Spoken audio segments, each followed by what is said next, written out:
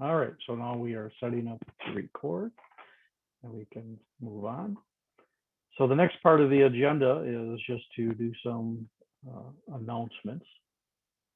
So first of all, I guess I want to announce that ASQ, hopefully you've all received the email from ASQ announcing that they have launched a new mobile app. So ASQ had an app previously, but it was specific to the event. Like they had one if you were attending the World Quality Conference, you could download that app and it would tell you what all the different programs were and what rooms they were being held in, and you could then navigate your way to the room, and they had papers that you could download. But this is a much broader app than that. It is truly a social media app. It connects into the ASQ.org website as well as their my.asq.org website. And you can, just from your smartphone then, you can go to your community, for example, the Phoenix section, or if you're a member of a one or two or more divisions, you can link over into their MyASQ sites. You can read their news feeds and you can get to resources. So if there are files or attachments that you could download, you can find out what events are happening where and when, and or other communities. You can also send messages to other members within the section. So for example, you can come to the Phoenix section and you can do a search of, well, who are the members, at least the members that have created a profile on MyASQ, and you could send private messages to each other. And you can also find other app users as well. And they did have a note that at this time, they do not yet have the capability to do some of the deep dive searches, or if you wanted to learn about training and other types of offerings, you still have to go to the ASQ.org website. But if you wanted to download that, you could. Next. All right. There we go. Remember, just a reminder of the World Quality Conference. It's held every May, and it's coming up here not too far away, a little over a month. Registrations are now open. Got a link to the registration site. And this is a totally virtual conference this year, similar to the Lean Six Sigma conference. So there will be live sessions as well as pre-recorded sessions that you can choose from. The leadership team for the Phoenix section, I'd just like to announce and welcome. We do have a new newsletter editor. Not sure if Hillary is on the call tonight. She wasn't sure she'd be able to make it, but we now have all of our slate of officers lined. So our newest ones joining us this year, Kelly Kelly, Pat Olstad, and Hillary Werners. Hillary is works for the city of Phoenix. And I was looking at our membership list, and her job title is forensic scientist.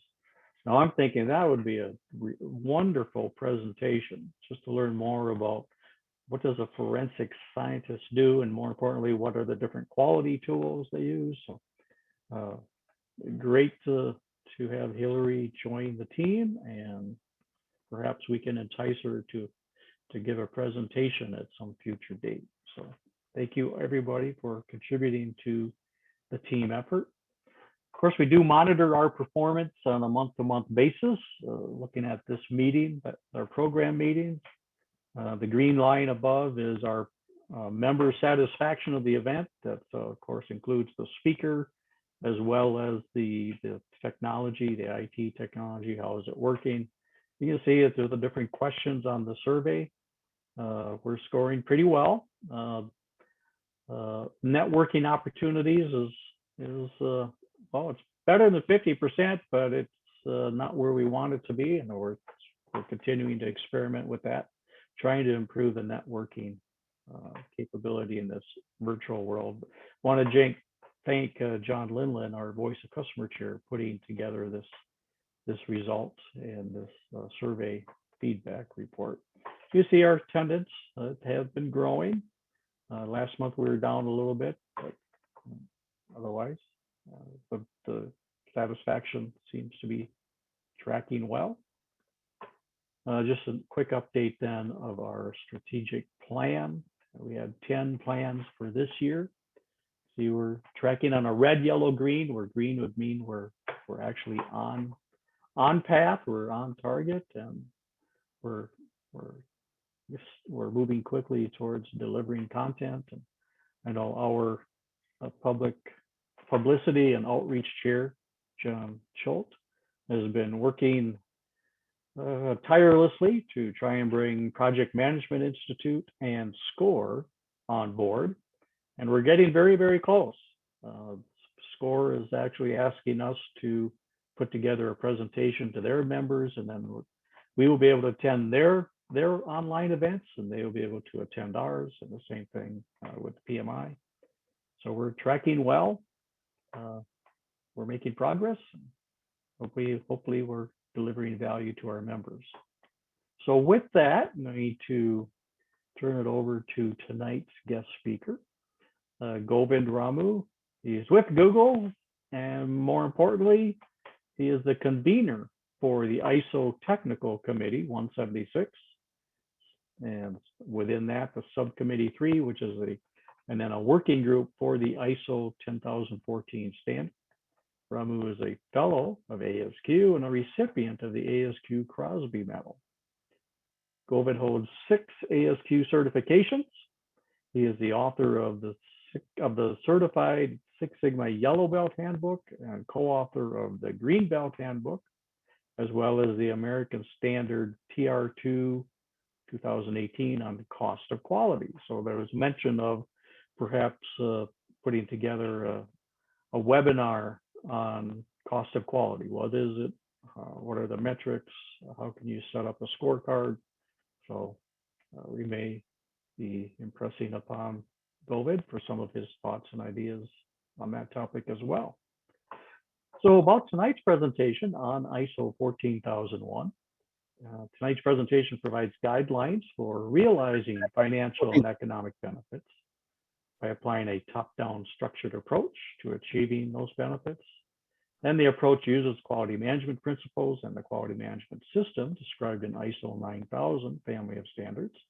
And this is a guidance standard. It's not a requirement. It's a guidance standard, and it's applicable to any organization, regardless of your size, whether you're public, private, not-for-profit, regardless of your business model, your number of employees, the product or services you offer, the complexity of your process, or the number of locations you may have. This presentation will also briefly cover how the standard can be applied in your organization using a self-assessment tool. So with no further ado, I'd like to turn it over to Govind. And let me minimize here so then I can share or quit sharing, and then. Can you share the presentation on your end, Bob? I can do that if you'd like, or I can make you. Yeah, you could present from your side, and I will direct to go to the next slide. Oh, okay. I can do that. I've got it queued up. Does everybody see my screen? ISO 10014 rather? Yeah. All right. Take it away. Go ahead. Yeah, you're not still sharing the presentation yet on the screen. I'm not. Well, okay. Let's do share screen. Let's try that. How's that work for you? We are there. Okay. All right. Okay. Can everyone see the whole screen? Because I see a little bit of you can do a. Let's see. View. Presentation mode. Well, it's a PDF. Yeah, you can do the presentation mode. I think it's Control H or something. Control H. Oh, full screen. How about that?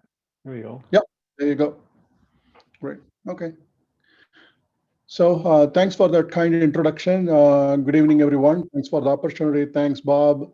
And thanks for Vic for coordinating this opportunity with the section. Really appreciate.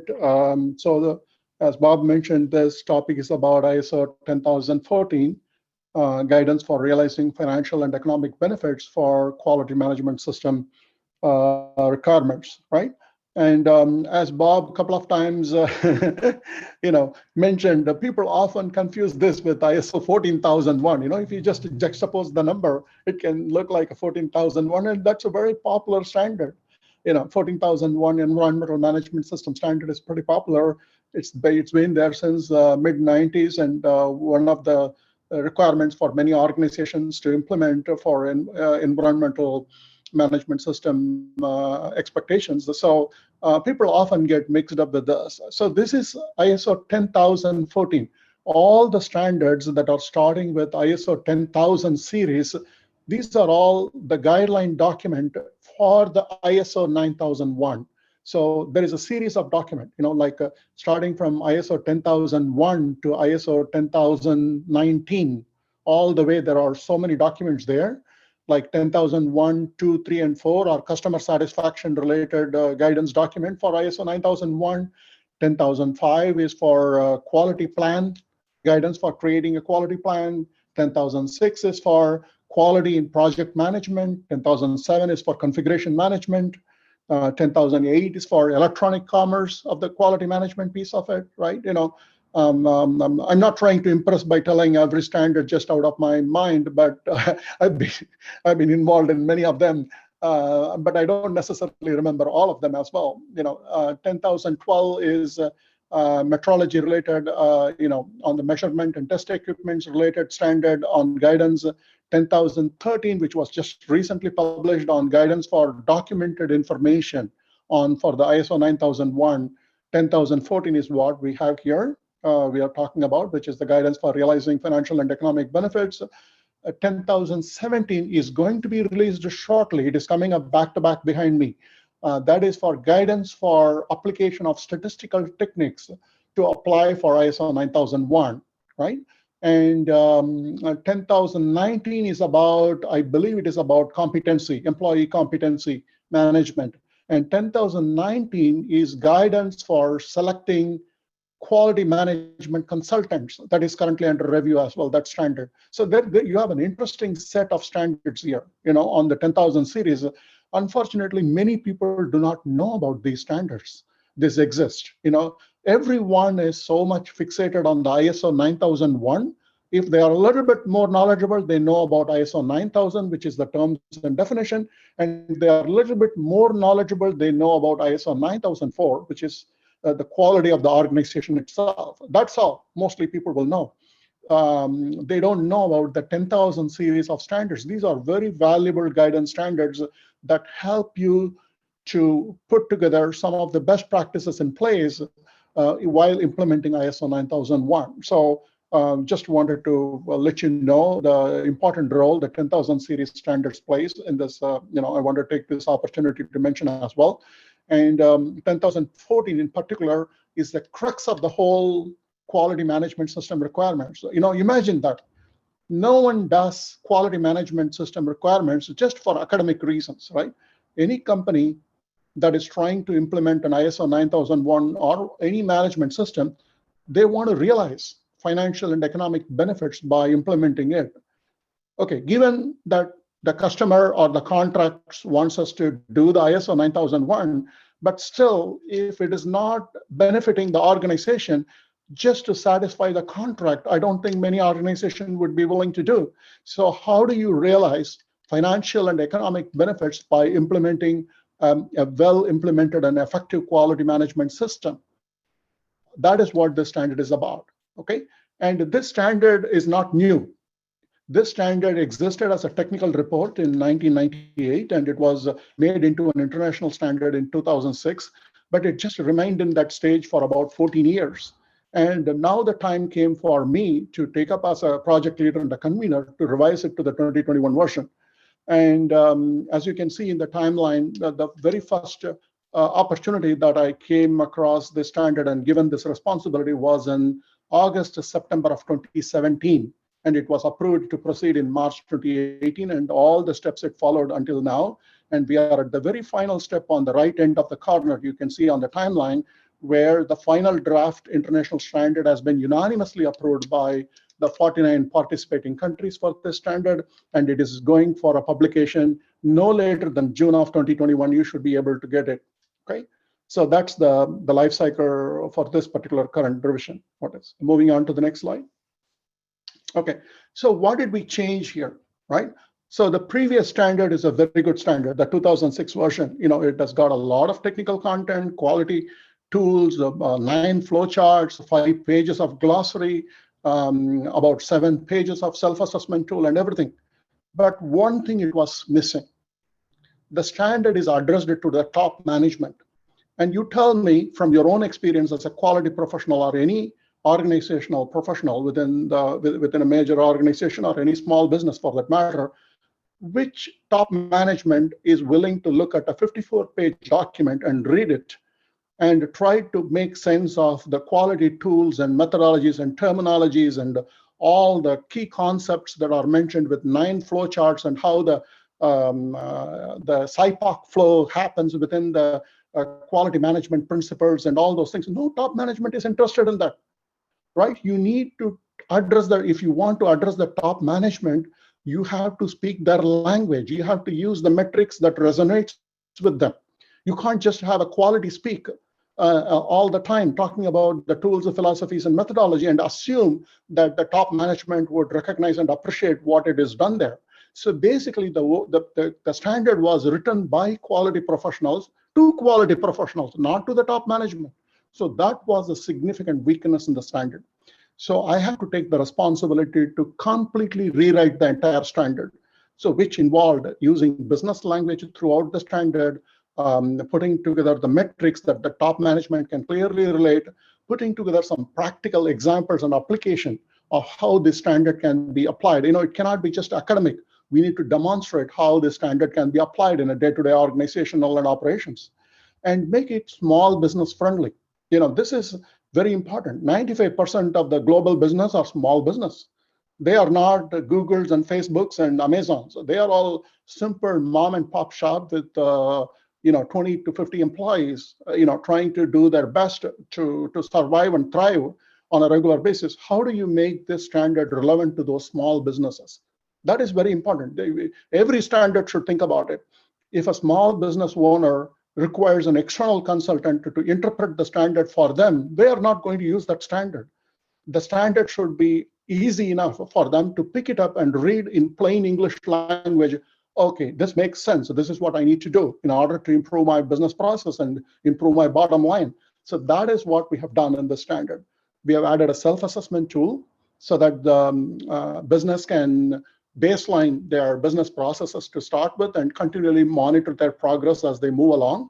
And also we need to build an alignment with ISO 9000 and 9001. So you may all remember in 2015, the ISO 9000 and 9001 went through a major change. And there were new concepts, terminology, and structure was introduced in the standard. So even the quality management principles changed.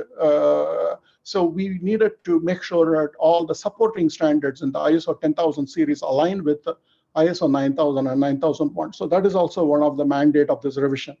And it should complement the ISO 9004, which talks about quality of the organization itself. So what best way to talk about the quality of the organization if we didn't provide how the results of the organization translates into financial and economic benefits, right? And simplify and lean the document. As I mentioned earlier, if you are catering a standard to the top management, if you write a 50-page document, good luck with that. So the top management will take that standard and delegate it to a junior quality manager and say, go read it and come back to me with an abstract of what it means. So that you lost the top management right there. If a top management can pick up the standard and read the standard in the next 15 minutes, that they can afford to have. The attention span that they have and the availability of the time that they have, they can do that.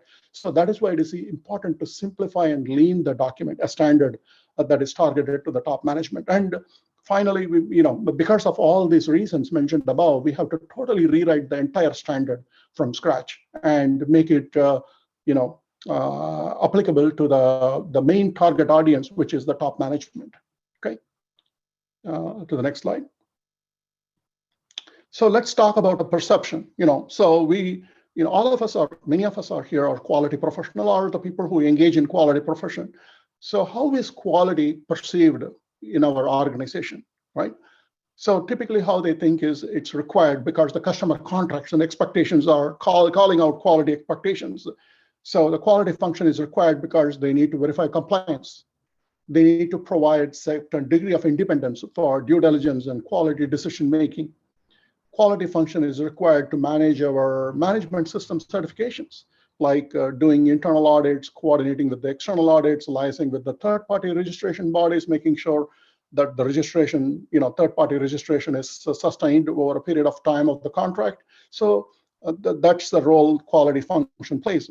And it also responds to customer in terms of any quality-related complaints. The quality team arranges a cross-functional team to get some responses to the customers on time. And quality function also is helpful in administering some of the very highly bureaucratic paperwork required by some regulated industry sectors. Quality function plays a role in there. And we also help monitor the dashboards and KPIs for the business and prompt them on where the improvement is required, where the opportunities are, and so forth. Okay. So these are a number of things and more we do, but this is how our stakeholder perceive us. This is what the quality function does. That's what they think. But if you look at it, yes, we do all these things, but this is a very narrow perception of what a quality function could do. This is how our stakeholders and interested parties think about us. Now let's move on to the next slide. In reality, we can bring a lot more value to the organization. We can bring financial benefits, we can bring economic benefits. Many of the improvements that we do potentially help improve the revenue of the organization. We can improve the cash flow. We can help with the return on investment on the key projects. We can reduce the cost for the products and services that we offer. In short, we can improve the overall profitability of the organization. And similarly, on a broader macroeconomic benefits, we can help improve the customer retention and customer loyalty, which are very important, right? Net promoter scores are important. Make sure the customers come back over and again. And we can optimize and make sure that the processes are both effective and efficient. We help reduce the time to market by helping with the new product introduction. We can help improve the overall supply chain process and supply chain in terms of both stability and resilience, right? We can help with enhanced organizational performance by building more credibility to the quality function and the credibility to the organization itself, known for quality. And we can build economic sustainability to the organization. All these are achievable by the quality professionals. In fact, we do that. We don't recognize that, but we do a lot of things that are mentioned in this table. So moving on to the next table, the next slide. So where is the gap? You saw the previous slide, there is a perception about what quality function does and the value that we could potentially bring to the organization. So where is the gap? So these are my observations as a quality professional over a period of time. I have identified 5 key important tenets here. One is forming true relationship, which is the quality professionals tend to work within the quality team on the process quality problem, on a product quality problem, on a systems problem, within among themselves. And very rarely they go out to help to solve the broader organizational issues, right? Working with the enterprise risk management of the organization, working with the innovation council, the research and development to help them with the strategic roadmap and helping them with the technology roadmap, because the quality professional has all the right tools. We have the data, we have the analysis, we have methodology, we have a structure, everything we have on the table for us as a professional. We don't form true relationship in our organization to be able to see the value what the quality function and the quality personnel can bring to the broader organization. The next is adding value, proactively anticipating the risks for the businesses and providing an optimal value and also providing objectivity to decision making. So this is an area where quality functions and quality profession personnel is very uniquely positioned, because we are very well trained in failure mode effects analysis and other risk management tools. We can add a lot of value, not only working reactively on the problem that has already occurred, but proactively alerting the organization what are all the risks that we could anticipate with the current business processes, the current direction of the business, and the current strategy. We could help them identify that. And being pragmatic, being flexible and reasonable. So let me give you an example here so that it makes it much better.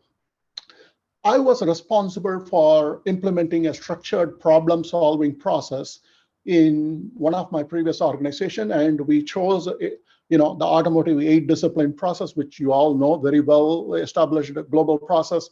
So we wanted to put that process as a standard process across the organization. So I put together this process in manufacturing, went to the engineering, went to supply chain, implemented the approach to 8D process. Then even I approached finance and human resources, and they were more receptive to do that. So we put together all this, structured problem-solving process in all this area, so that we can address the root cause effectively and implement the corrective and preventive actions and globalize the actions. So when it came to the research and development function, you know how research and development functions, right? They are very independent. Anything you talk about process or structure, immediately they will recoil and they say, wait a minute, you stay right there where you are. We need creativity, we need independence. Don't bind us with any of this process or structure or anything. We are doing just fine. Stay where you are. So that's the normal reaction every R&D organization would say, because they always worry whether the quality conflicts with their innovation. Quality actually is synergetic with the innovation. This is not something people recognize naturally. We need to explain to them, and we need to help them understand how quality brings a synergy to the innovation. So that aside, I wanted to find out from them, what is the reason for that resistance that they are having. So it turns out, while talking to some of the very senior staff in there, they already have a process in place called cycles of learning. So what is this cycles of learning? I started to inquire a little bit. So they mentioned to me that, look, during the research and development, we identify the requirements for our products and the design, and we will pilot those requirements, and we will test the pilot and see how it is working. And whatever the lessons that we learn from that, we use it as a cycle of learning to feed it back into the front end to further fine tune and improve the design. And we continue to iterate like that. So I'm starting to think like that. Okay, that makes a lot of sense. Why it's not too far. It's not too different from the 8-discipline methodology, except 8-discipline methodology has 8 different steps saying the same thing in a more granular way. So I have 2 options. Either I can arm twist them, saying that, look, this is a top-down mandate. I don't care what process you have, cycles of learning or whatever it is. I don't care. I need to see an AD process implemented in your organization, period. And use the VP or senior VP to force them to apply something which they didn't want to do, and antagonize a whole lot of people and eventually not even achieve my purpose. Or I can look at their process and say, hey, look, this is a great process, cycles of learning. It is working for you, it is effective, it's serving your purpose. And here are a few things you could do to make your process a little bit robust. But if you want to continue this way, I'm fine with that. Things are working for you, but I just wanted to understand how you take your outputs, learn from that, and feed it back and continually improve in that. So that is a pragmatic approach which I applied with the R&D team that not only helped build credibility, it was seen as a pragmatic approach to dealing with the R&D. Once that engagement happened, they became more open-minded to talk to me and asking for inputs on how to improve their processes and what need to be done in order to make it better and so forth. So if I had arm twisted them in the first place, I would have made an enemy out of them, and I would not be able to penetrate that group for any improvements in the future. So this is a pragmatic approach that you need to use on dealing with your key stakeholders. Understand what is their intent. Is the intent being served? So This is where sometimes we as a quality professional, we lose our way in the name of compliance. Okay, so you need compliance. There is no question about that. Compliance are important. But what good is compliance if it comes at the cost of not meeting any of the intended objectives, right? It is like having a successful surgery with a dead patient, right? On an operation theater. So what is the point of it, right? So we need to be pragmatic, being flexible, being reasonable when dealing with the stakeholder so that the end business goals are met and it is robust and what is needed. So the next one is enabling simplicity in your organization. Any of you here in this organization, in this meeting, you would say that we all have tons of business processes in our organization that are extremely complex. They are made unnecessarily complex, okay? And we have ton of opportunity to help simplify those processes and show and demonstrate the value the quality function can bring to the key stakeholders, right? They are just waiting for someone to help them. These processes doesn't become complex overnight. They start as a basic, simple process when it was, first designed and deployed. But what happens? You know, as many of you, when people start to build their team, they add more people in that. They make the process unnecessarily complex. Everyone who comes into the process, they want to add a piece of that process into that, steps into that. They add additional controls, they add additional design decision loops, they make it extremely complex, more swim lane within the process, make it extremely complex so that they can rationalize their existence within the process and the business. And the two, they need to do something to do with that, right? So they keep making the process enormously complex. So what happens when the organization goes through an economic downturn and when the organization makes the tough decision to cut headcounts, and obviously quality people will be in the front of the line, unfortunately, what happens? These complex processes that were built over time in order to accommodate a large kingdom within the organization start to fall apart because there is no one to take care of those control points and the decision loops. They just simply buckle and fall apart. So that becomes the death spiral, starts the death spiral of the quality management system. So we have to watch out that the processes don't start to exponentially start getting complex. We have to keep watching out and help our stakeholders to keep it very simple and basic that serves the intent of the business, right? And the final important thing is very important. This is where we quality professional, we don't pay enough attention, is to be bottom line sensitive. Think like a CEO. If you are to run a business, would you do this initiative? Would you invest your own money in this in order to do that, right? Let me give you another example. When I was working for an organization with a very competitive product, and the margin for the product is between 8 to 10%, very thin margin, right? It's not a healthy 70-80% margin in Silicon Valley that many people enjoy. This is 8 to 10% margin. There is no room for error here. If you make one mistake, your margin is eroded, and you are losing money out of that product line or the business. So you have to be very cost conscious in that. In that point, the company wanted to put together a quality management system software application. So we were brainstorming all the possibilities, and some of the quality professionals, they came back with the off-the-shelf applications that are out in the market. These are like $1 million software, and customization is about $400 per hour from that company to come and do that.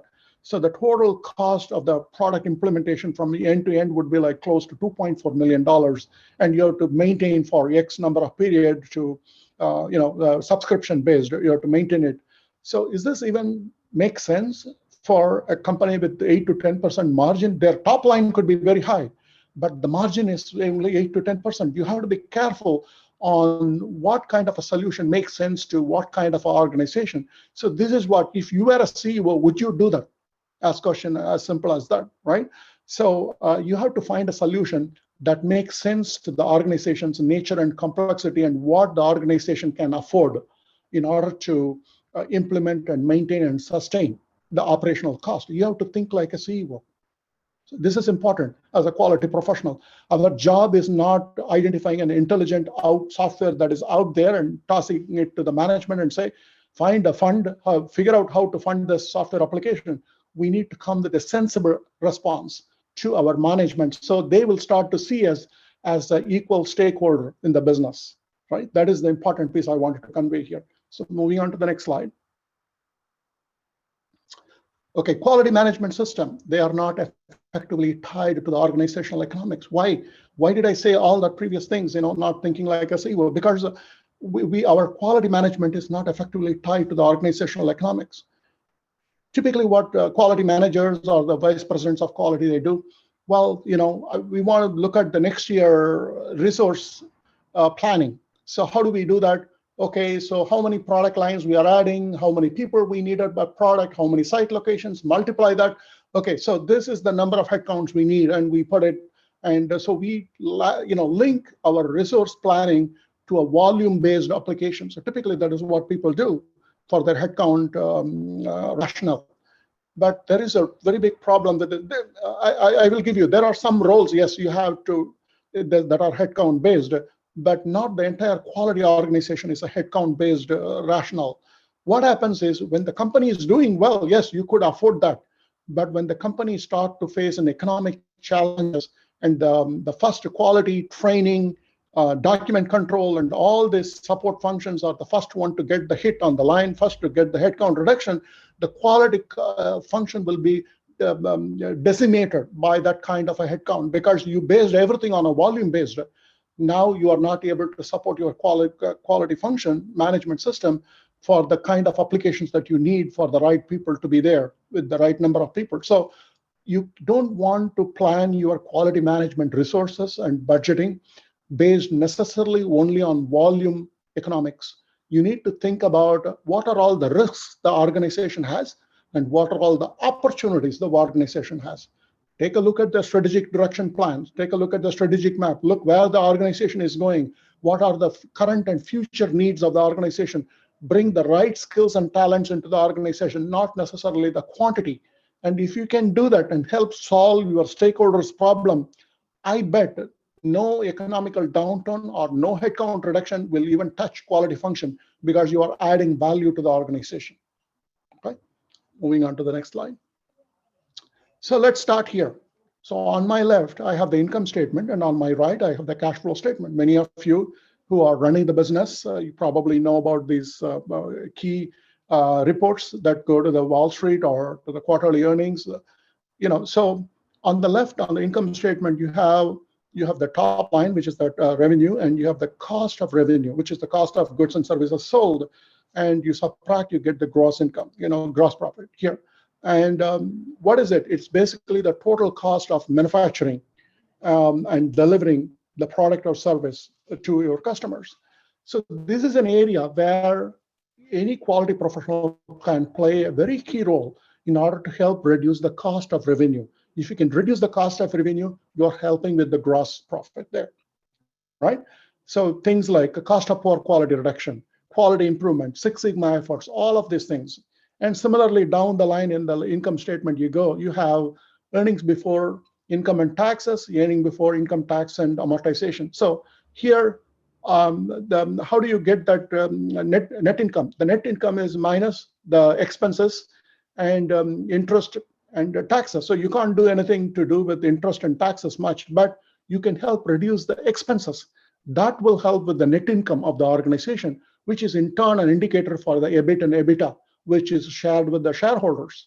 And shareholders react to a good number on EBIT and EBITDA, right? To your right, you have the cash flow statement. And free cash flow is one of the very underestimated metric. It's a very key metric. People should realize that. So if you can help free up the company money, you don't need to borrow money. You can use your own money to grow. So that is such a key item here. And also you can provide dividends to your shareholders. You can keep them happy. And the stock prices goes up. It has got a lot of effects based on that. And you can reinvest the free cash flow in your new technology and strategic direction to grow the organization better. So it provides some kind of your virtual cycle. It provides a virtual cycle by having a healthy free cash flow within the organization. So what you can do there, lean enterprise efforts, help with the lean manufacturing and lean enterprise efforts in the organization. That can help free up your cash there. So let us see how in the next slide. Next slide. Yeah. So cost of quality. In the beginning, there was a little bit of interest on cost of quality. So cost of quality is basically a composition of 4 costs, right? You have internal failure cost, external failure cost, which totals to the cost, the failure cost, which is the cost of poor quality. And you have appraisal cost and prevention cost. That's the cost of good quality. You combine them both, you get the cost of quality. So here are some of the cost of quality opportunities in an organization. So it's more than familiar that the new product introduction. You have many organizations with a delayed launch of the products, late time to the market, and so forth. So this can happen due to many reasons that are mentioned in there. So you could help put together a new product improvement team, which can help make sure that the NPI process is streamlined, unnecessary bureaucracies are improved or removed, and at the same time, the phase gates are highly successful right at the first time, so that the NPI proceeds on time and released on time, and the product hits the market on time, so that you can capture the market share and improve your top line revenue as well. So when you launch a new product, there is often a challenge with ramping up the volume, because a new product, once you do the limited volume manufacturing and you go to the high volume, there is always a challenge. And sometimes people, in order to cope up with that ramp up volume, so they throw in untrained people or untrained tools and unqualified tools and resources into that to cope up with the volume, thus creating more problems and excursions.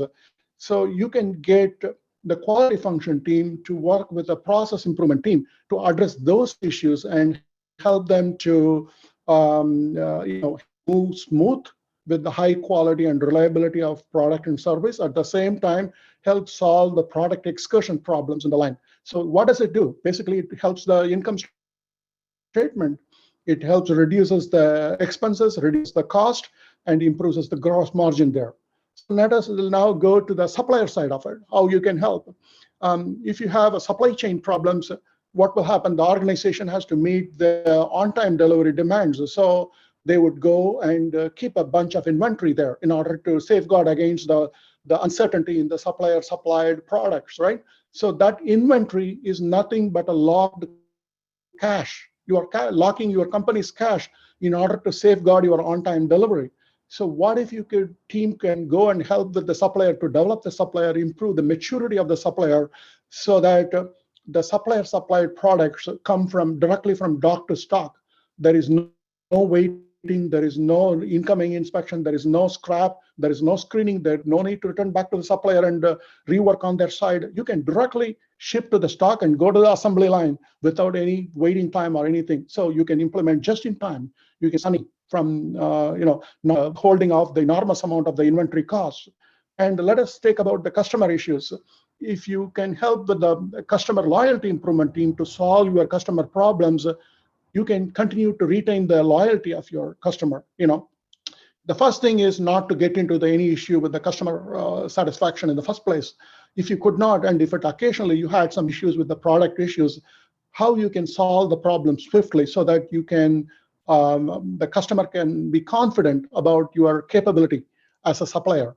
So that is a team that you can help with the customer loyalty. This can help make sure that the products are shipped to the customer on time and you are invoiced on time, and you get the receivables, accounts receivable on time, right? So by working with the supplier, reducing the inventory, by working with your customer, making sure that quality products are delivered to them and you get the receivables on time, all this are nothing but the financial and economic indicators that we saw in the income statement and the free cash flow statement. These are all directly moving the needles of the health of the organization. This is what we need to remember, okay? Moving on to the next slide. So what is the standard about? So this is what we are talking about in the standard. It is a top-down two-stage structure. The first stage is called analysis of the results. How is the organization performing in terms of the results? What is that we need to do differently in terms of the results? What are all the results that are not performing well or trending poorly? and what are all the results that are performing exceptionally well? What can we learn from those results? And the bottom side is the stage 2 analysis of the process. Okay, so now that we identified those results that are not performingly well or trending poorly, can that be given to a global process owners or the process owners and go investigate and find out which business processes are responsible for those poor results or trending poorly, and what can be improved on that? Can we improve the maturity of the process so that we can meet our goals and expectations and we can sustain those gains? That is the second half of the stage 2, which is the PDCA approach, and it feeds back into the stage 1 and the cycle continues. This is a top 2 structure. I will go in more detail in each and every step subsequently, but I wanted just to give a little bit of a segue at this point to open up for some questions. Okay. Okay, so we'll stay in that diagram, on the previous diagram. Can you go back one slide? Okay, so I will open up a brief Q&A here. Anyone has a question until this point? Anything made sense? Anything didn't make sense? Need more clarification?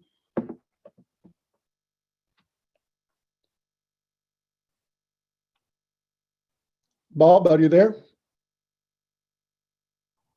I am. I'm here. Okay. I was. Can you ask the attendees if they, if they have any questions so far? Is it okay for me to proceed, or this is the right point to give a segue to, for asking any questions? Okay. I still have a few more slides to go, but this would be a right place to ask the, have a midway point. Yeah. So, if anybody has any questions, they can unmute themselves. Let's see. There's some chats. What's in the chat window? That was earlier. Nope. Got one message just saying he's good. So okay. I guess there's no questions at this point.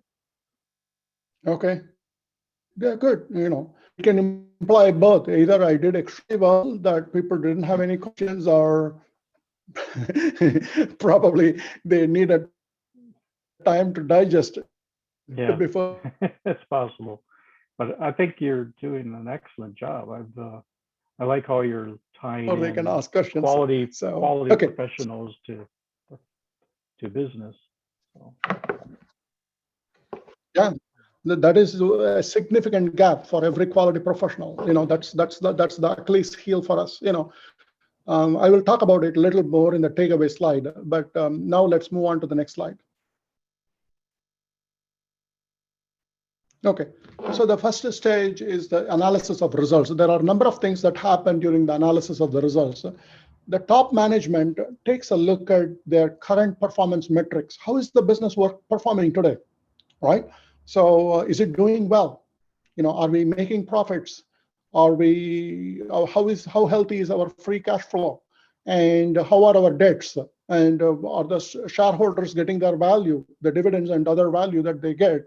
So the top management takes a look at the high-level metrics that is used to assess the health of the organization itself. If it is a new business, the top management would start putting together those metrics in place in the first place. But if it is an existing business, there are already metrics in place. So they would look at those metrics and see how they are performing against the baseline that they put in place. If they had a plan to grow 10% or 25% year over year, or how are they doing against that, right? So what are these metrics? Like if it is a small business, then it could be just their balance sheets, income statements, and cash flow statements. So they don't have any like a formal KPIs or metrics or anything. They look at their business performance. But if it's a mid to large organizations, they have business performance KPIs, right? They have net promoter score, cost of poor quality, inventory turnovers, their payback period of the projects, the net present values, and number of things. They look at it like a mid to size organization. They have the resources to go into that level of detail. So they would look at those kind of things. So this standard, the Annex A, provides a very comprehensive list of metrics that the business can readily apply. And they can use it to apply, or they can add more metrics depending upon the nature of their business, right? So that's one advantage we have put in place. So people, users don't need to, start thinking about what kind of a metric I will use it. We have provided a list of metrics that they could immediately consider. Okay. So the next step is to validate the metrics. So now you have a metric, and now are these metrics a real reflection of how your business is doing? You don't know yet, right? So you need to validate the metric. Why validate the metric? Because the context of the organization can change. The organization can change. There could be a new merger. The organization would have been acquired by a major organization. Maybe the organization's trying to change their strategic direction. Maybe there is a business model changes. The delivery to the customer is changed. Different things can change in an organization. That is the context of the organization where it exists in the overall ecosystem. Then the needs and expectations of the interested parties could also change over time. Right? So if you think that one metric will be can be applied in perpetuity, that doesn't work. The metrics change from time to time. The nature of the metrics, you need to revisit them and validate. Are these current metrics? These were good metrics or valid metrics in the last period, but in this current period, it may not be the right metrics. You need to revisit what are the new metrics that I need to put in place, or what I need to revise in the current metrics to make it more meaningful to the current business environment. So that is the validation piece of it. So the top management would make sure that the metrics are current, they are relevant, and they are useful to the organization. So one of the ways that you could do is to validate is by correlating the performance. So you have a number of internal metrics, and you have your external performance. The organization is bleeding money. It's the profit is dwindling, and the cash flow is very minimal. The company is on debt. The stockholder values are going down, and all your internal metrics are all green in your dashboard. Does it make sense to you at all? So then you have to question yourself. This metrics doesn't make sense to how the organization is performing. There is a serious disconnect between the KPIs and what the organization is going through in the ecosystem that is trying to survive. So you have to revisit and review the metrics.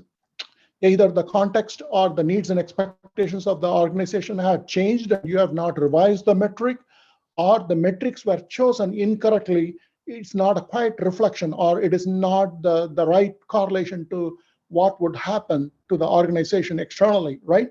So the internal metric should be like your early warning indicators to show how the organization is going to perform externally. If you don't have that connection and you are measuring two mutually exclusive things, then it becomes a metric monitoring academic exercise, nothing else than that, right? So you have to be watch out on that is what the purpose of the validation of the metric comes in play. Okay, so the next slide. And review the results. The top management looks at the results and reviews the trends and risks. So by looking at them, you can do it in a part of the ISO management review. You don't need a standalone meeting. ISO management review requires to review the performance of your business, process, systems, so forth, right? So you could use that opportunity to review how are the business results performing, and whether your internal KPIs are a reflection of it, and what need to be addressed within that. How are they performing against the goals and expectations? How are they trending? And what are all the risks that you are able to anticipate from the direction that it is going, and so forth. And metrics that are found to be either unacceptable or in an adverse trend that could potentially get the organization into trouble, you need to identify those metrics for opportunities for improvement. And there may be also metrics that are doing exceptionally well. You need to understand which are the business processes that are driving those exceptional metrics. What are they doing right? You need to know and understand and find out the lessons learned from that so that you can replicate the successes across the organization. So you need to do both. So that is the next step, identifying the opportunities and metrics at risk. So analyze the results and trends and identify those metrics that are at risk. Then also look at the results and find out which are all the ones that are performing well against the organizational goals and expectations, and which of them are trending favorably well in the right direction. And what are the best practices? What are they doing differently? Maybe they have an effective planning in place. Maybe they have a quality at design. Maybe they have a quality at the source. They have the right control points. They have empowered their employees in those processes. They make the decisions very swiftly, something they should be doing right. So the results are showing up as a high performance results, right? So you want to learn from them and replicate it. So find out what it is as well. Use the dashboard to monitor them. And while having the dashboard, it is important that you not just only have your internal metrics, find out what you can benchmark externally from other organizations and benchmark with them. What is the best in class? What is the world class that you can benchmark with, so that you can aspire and drive your organization towards that higher goals, not just to barely meet your expectations, exceed your expectations. Make sense so far? Okay. So assign action plans. Once that is done, the top management assigns action plan to the business process owners. So for metrics that indicate exceptional performance, top management can assign the process owners to say, find out what are all the critical success factors that are enabling those results, and find out what are the best practices we want to understand from those processes and horizontally deploy across the organization. For metrics that are showing unfavorable performance or adverse trends, we need to understand the root cause. We need to come up with an improvement plan, and we need to take those plans, implement those plans, so that we can address those poorly performing results and poorly trending results, so that we can get the business healthy, right? So this is where the top management makes the decisions, identifying these are all the results. I need help from you.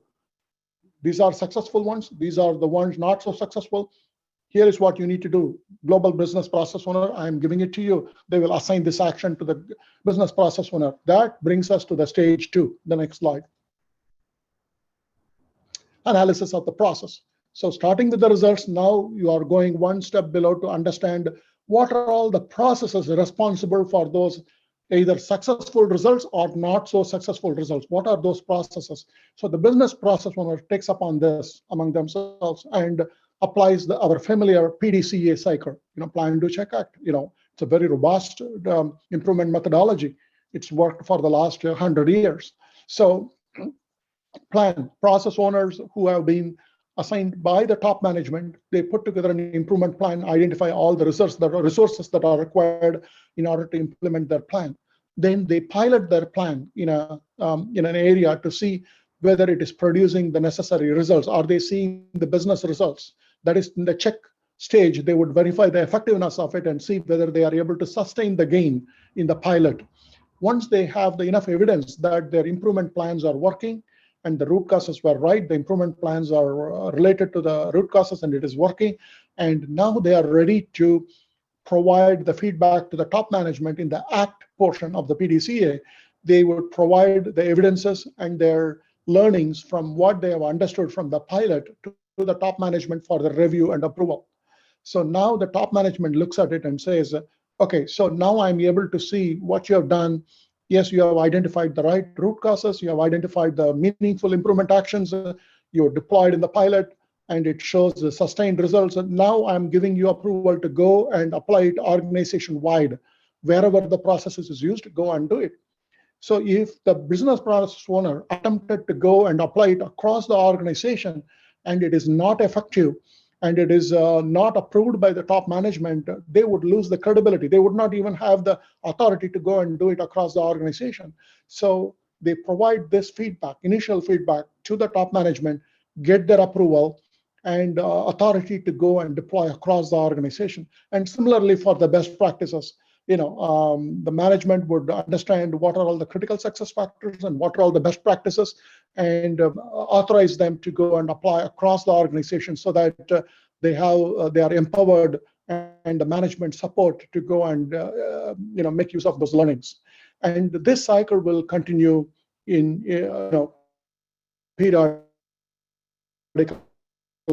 The management would look at the performance, validate the metric, review the metrics, trends, and performance, and identify the risks and opportunity, assign the actions, goes to the business process owners. They will do a PDCA, submit their results, get approval, deploy across the organization, and the cycle will continue again and again. So this is the two-stage top-down structure, starting from results to the business processes.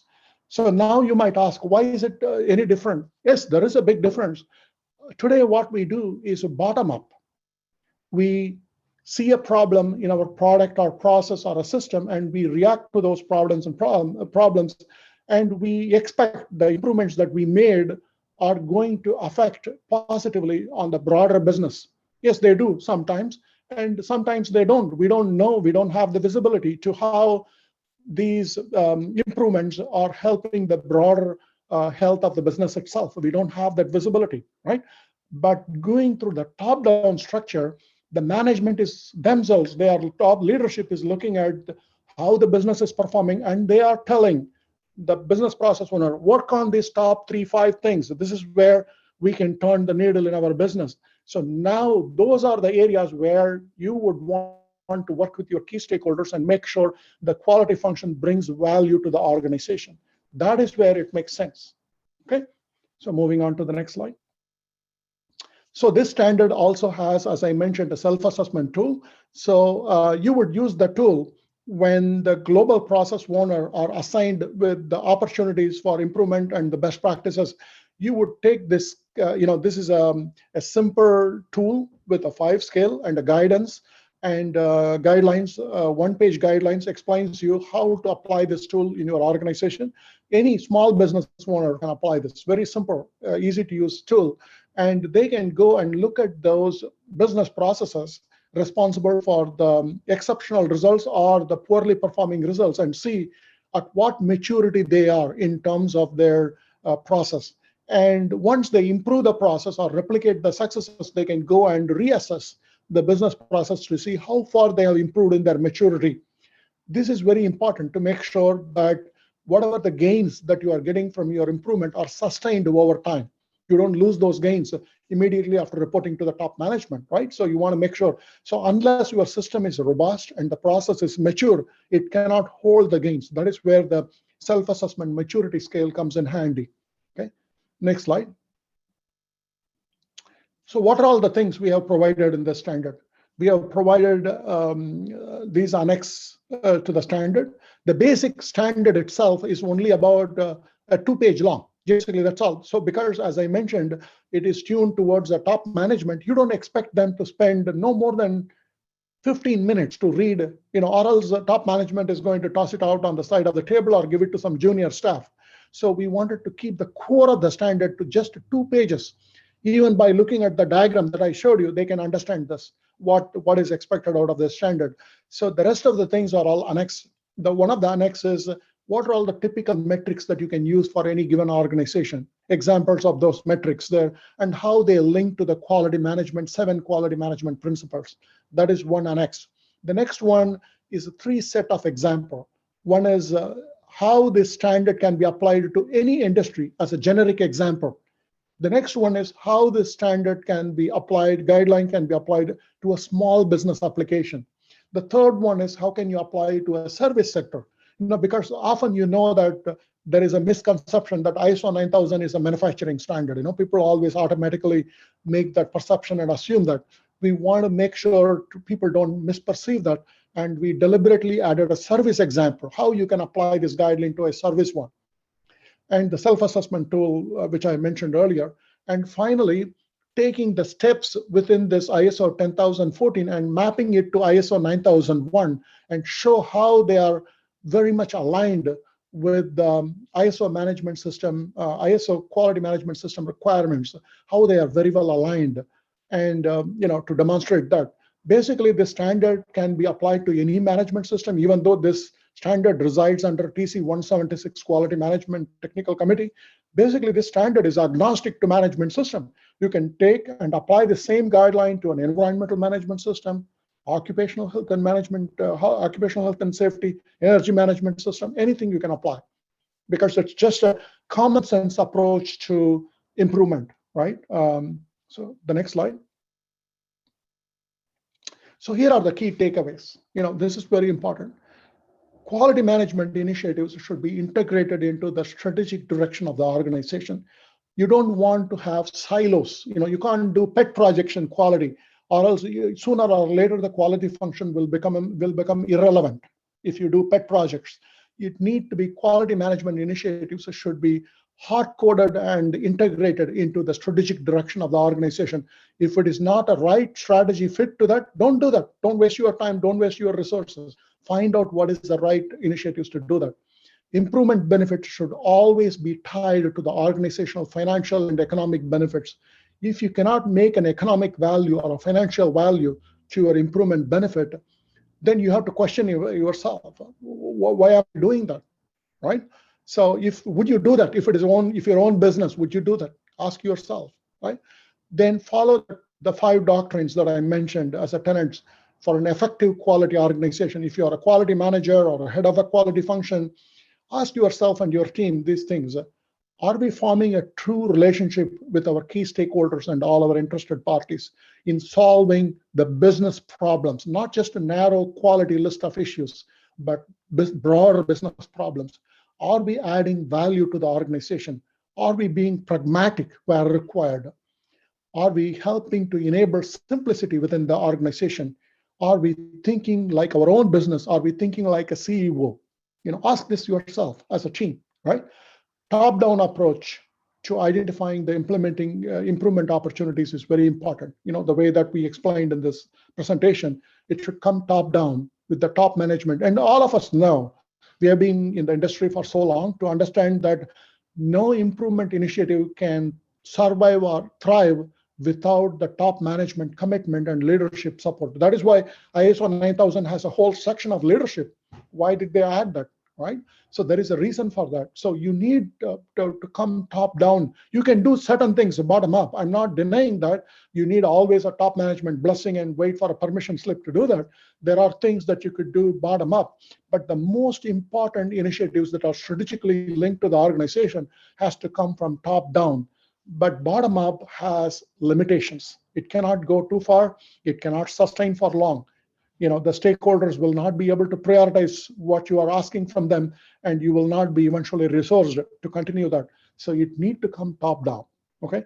Quality professionals should get out of the shell. This is a very important point. Keep in mind, quality professionals should get out of the shell of focusing on quality tools and methodologies and principles.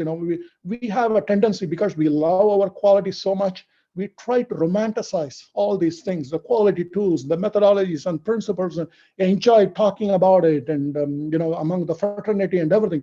These are all good things. You need that to have a good engagement. But more than important is start engaging in a more broad level, at a business level, so that we can make difference in the business performance, not just in a narrow aspect of quality, product, process, or system, how it impacts the broader business. That point, we need to start engaging ourselves, come out of the shell, and talk like a business leader, talk like a shareholder, talk like a CEO, right? So I want to finish this with one final thought here is processes and results. They both are important to a well-functioning system. If we overly focus on the process and they don't have any results, they are useless. You are doing an academic exercise. But if you have some results, isolated results, but there are no processes to support it, that results will not be sustainable. Maybe that is because of someone's heroic effort as a one-time isolated incident. They got the result by hook or crook. Those are not sustainable. So you need both sides of the equation. You need an effective process, and you need to have the results that are demonstrated by those processes, showing that they both are required for an effective functioning system, which is the business, okay? And moving on to the next slide. And since I took this responsibility in 2017 to revise the standard, I've done a presentation with Los Angeles ASQ presentation that was back in 2018, September, the first one I did. Then I have published a sequence of standard issue publications in Quality Progress, and you have the links there. And even this month, one is To the Point, which basically summarizes what I mentioned at this whole presentation, right? If you don't have the access to the 10,014 standard, or if you want to wait until the standard is released in June of 2021, and you want to have a conversation with your organization, you can go and download this To the Point publication, print it out, and have the conversation with your quality team and your top management. The Prove Your Worth publication is what I mentioned, that 5 key attributes of a quality function. I talk about that on that one. Paddle like the Dickens. That's an interesting publication that I wrote in May 2018. So here I am explaining the importance of a quality management system.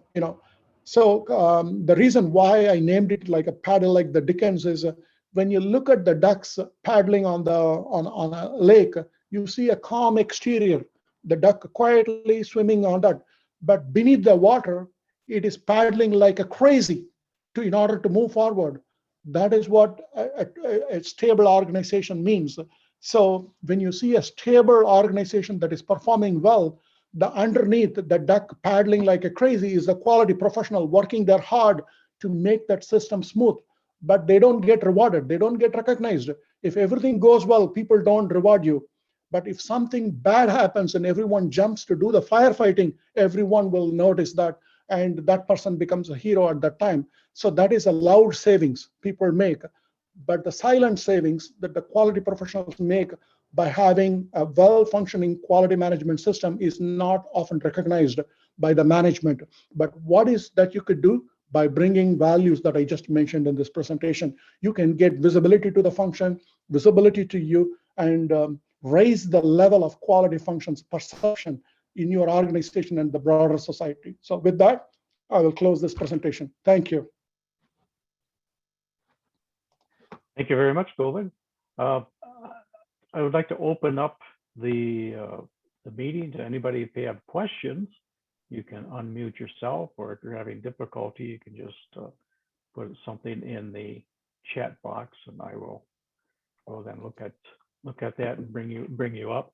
One question I did have for you, Govind, is so if someone was interested in obtaining a copy of the standard as it is today, how would they access, or how would they find it? Where would they access it? Is it on ASQ, or is it on ANSI, or ISO. they just contact you?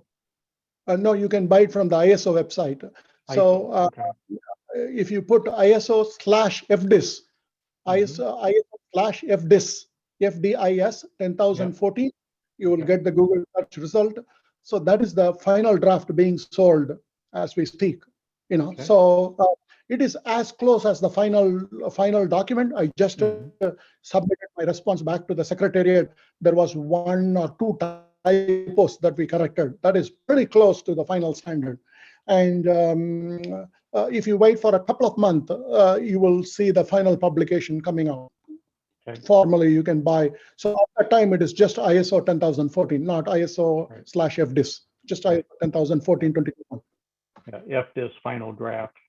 On a related question is, early in your presentation, you were listing off all the different standards, part of the 10,000 series. Is there an index available to that somewhere? Is that also on ISO, or? No, it's in the ISO page. If you go to the, if you put ISO subcommittee 3, SC3. Okay, subcommittee 3. Okay. All the list of subcommittee 3 standards. Those are all the standards that I mentioned from 10,001 through to 10,019. Yeah, but that list sounded very thorough and comprehensive. Something that I certainly would like to read more about. So. I forgot to mention about ISO 10,010. That is just as we speak. That standard is being it is in the early stages. So this is how to build. If I'm not mistaken, it is about the quality culture within the organization. If I'm not mistaken. Okay. Okay. Good. Anybody else have any questions? Feel free to unmute yourself. Yeah, right. Look at it. All these are number of resources at your disposal. You can, many of the ISO related information are free in the ISO webpage. Many people don't know that. If you go to the ISO 176 page, there are many free information out there.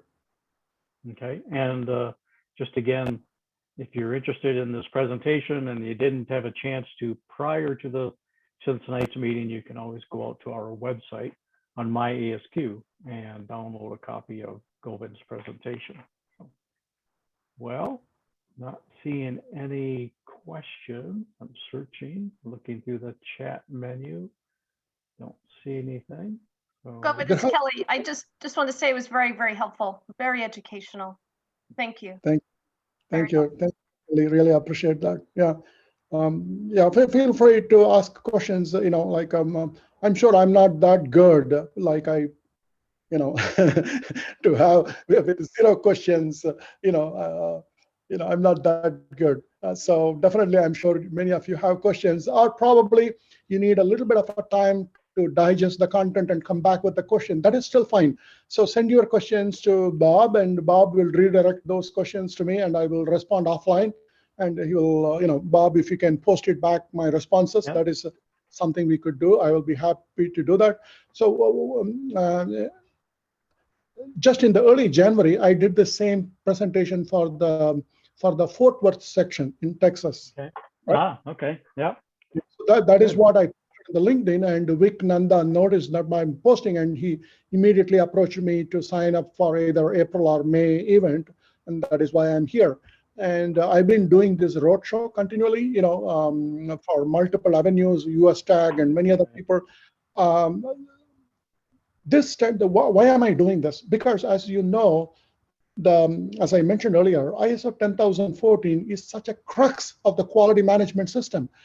If you don't understand how to realize the financial and economic benefit, why are you implementing quality management system in the first place, right? So it would be ironic to know that many people did not know the existence of this standard in the first place. Even I didn't know before I became a project leader how embarrassing it is. I've been in supporting standards since 2013, but I didn't know about it until 2016, about the existence of this standard. So many people worldwide did not know about it. And even the ASQ had probably sold about, 6 copies in the past, in all the years. That is ridiculous. Why, I want to change that. So that is why I put so much effort in improving the standard to make it valuable and useful to the user community and address the target audience, top management. And my work is not done. So my work continues like this.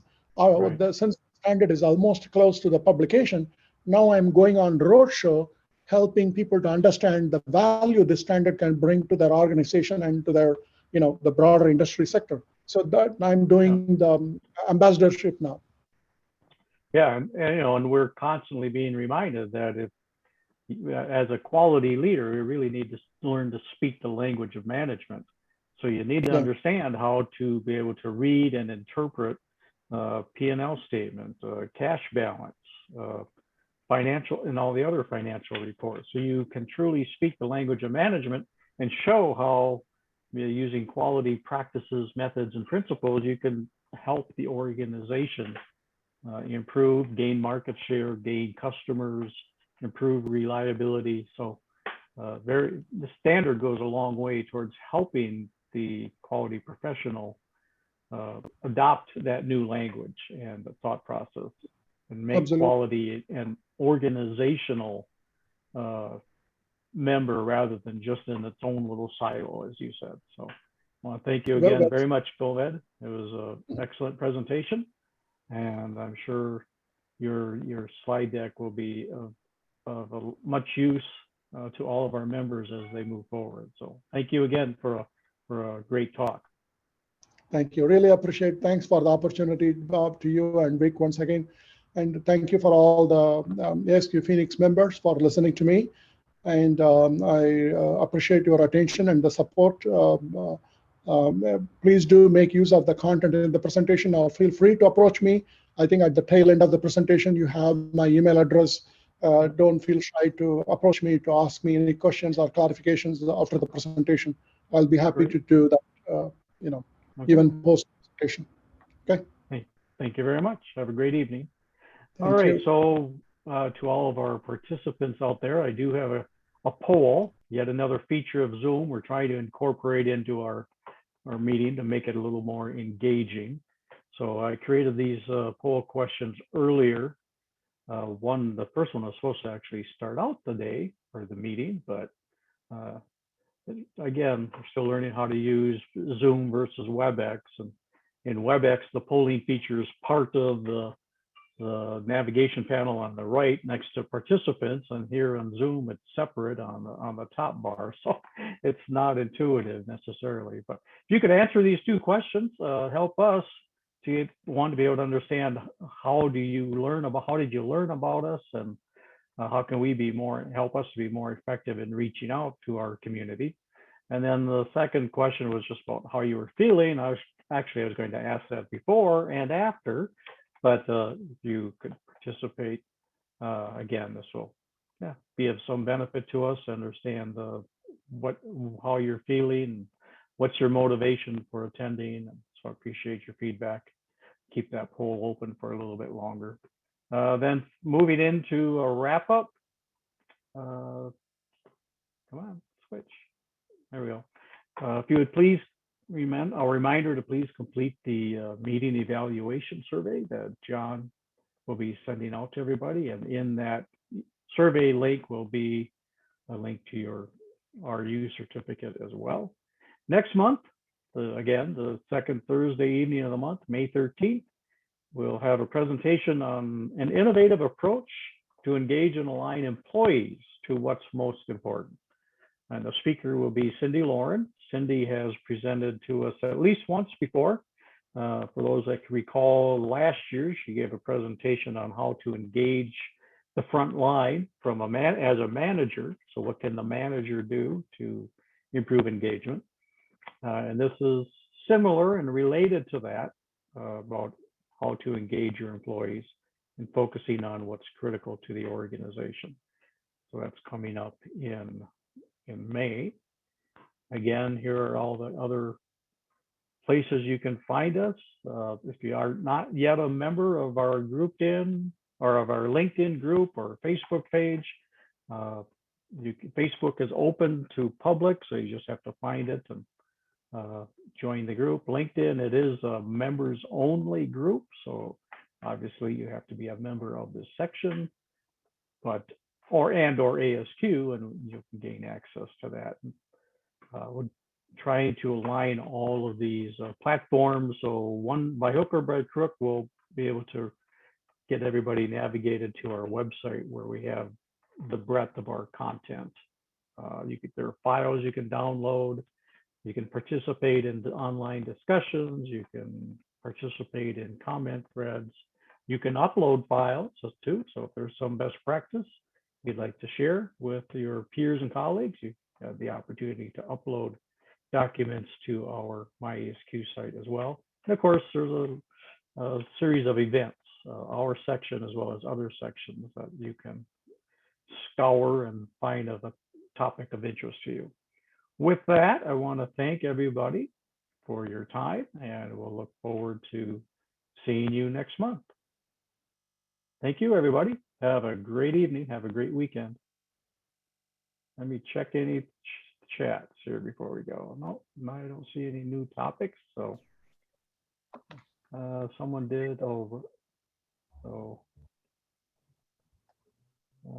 IEC 62941 was Govind. What was that about? No, that was Robert sent me a look like we both had worked in the past, so he reminded me. Ah, okay. What committees you were on? Okay, very good. All right. Well, again, thank you, everybody. Okay, bye. Bye-bye. Thanks, Bob.